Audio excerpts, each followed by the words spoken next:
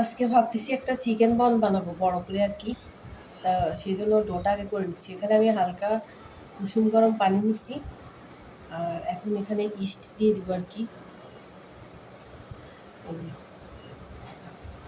পানির পরিমাপে আমি ইস্ট দিচ্ছি, মানে ছোট চামচের 1 চামচ হবে। আর হচ্ছে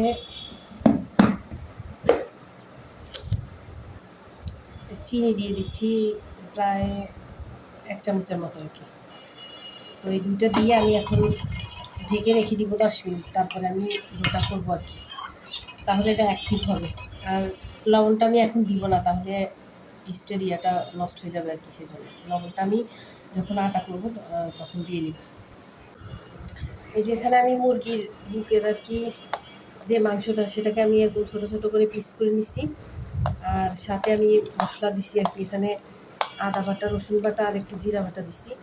আর মরিচের গুঁড়া দিচ্ছি, হলুদের সামান্য একটু হলুদ দিচ্ছি কালার হওয়ার জন্য, যেহেতু বন ভিতরে দিব তাই আর কি। তো এটা না দিলেও হয়, তা আমি দিলাম একটু কালার হওয়ার জন্য আর কি। তো হলুদের গুঁড়া দিচ্ছি আর মরিচ দিচ্ছি।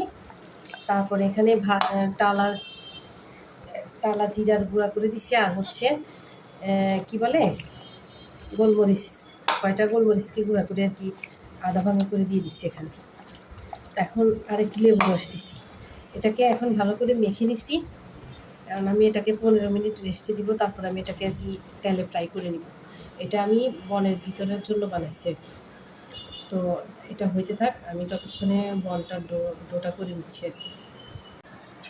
যে এখানে আমি আর কি ওই যে হালকা কুসুম গরম পানির মধ্যে চিনি আর ইস্ট দিয়ে রেখে দিয়েছিলাম, এটা অ্যাক্টিভ হয়ে গেছে। এখন আমি ডোটা করে নিব। তো এটার সাথে আমি একটু দুধ দিব, মিল্ক পাউডার দিচ্ছি, কারণ হচ্ছে তাহলে আর কি বনটা খেতে টেস্ট হবে। সেজন্য এটা না দিলেও হয়। আপনি যত বেশি মানে জিনিস দিবেন, যেমন মাংসতে ময় মশলা দিবেন, তত বেশি টেস্ট সেরকম আর কি। তো না দিলেও সমস্যা নাই। এখানে একটু লবণ দিয়ে দিচ্ছি। লবণটাকে ওই সময় দিইনি, কারণ হচ্ছে এটা ইস্টার কি অ্যাক্টিভ হইতো না তাহলে ভালোভাবে। তো এখন আমি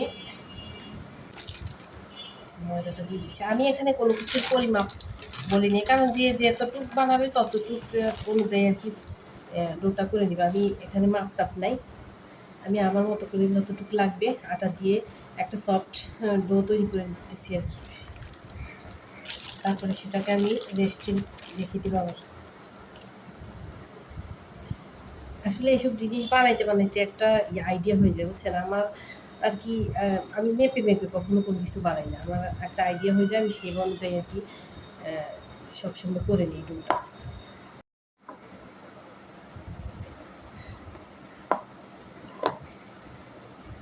ডোটা আমার মেখে নেওয়া হয়ে গেছে।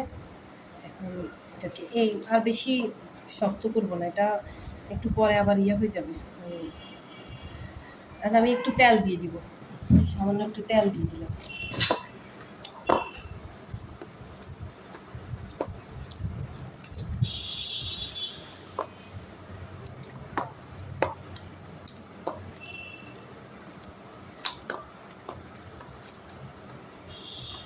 তেলটা ভালো করে মিক্স করে এখন আমি ঢেকে আর কি রেখে দিব আধা ঘন্টার জন্য।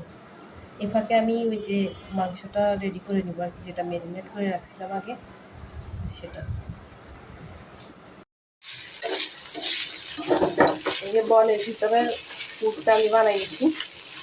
এখানে শুধু মাংসটাকে আমি ম্যারিনেট করে রাখছি, সেটাকে আর কি ভাজা ভাজা করে দিচ্ছি আর কি।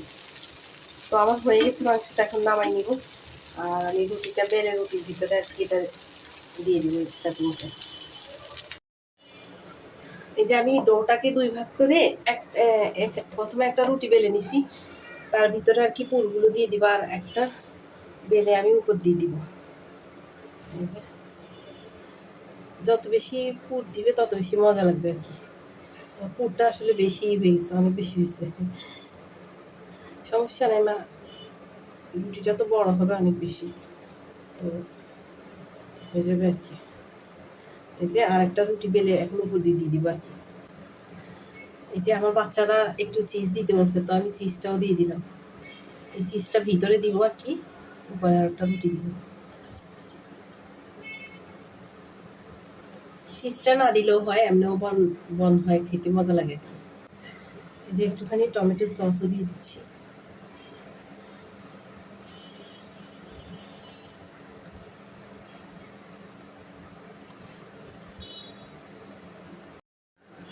এই যে আমি আরও একটা রুটি বেলে নিচ্ছি, এখন আমি এটার উপর দিয়ে দিব আর কি।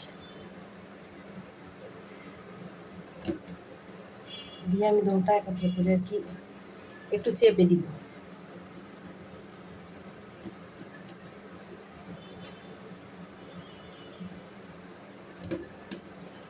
বাস, এটা আমার বন রুটি হয়ে গেছে। এখন চাইলে এরকম এরকম এরকম করে দাগ কেটে দিতে পারেন, মানে আপনারা যে শেপটা, বনের শেপটা দিবেন আর কি, এরকম।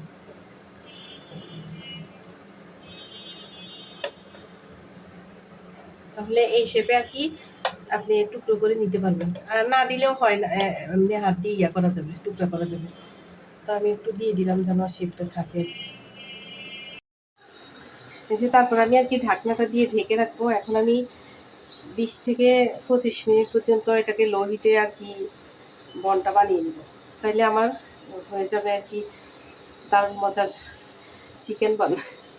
আপনারা একবার ট্রাই করে দেখবেন।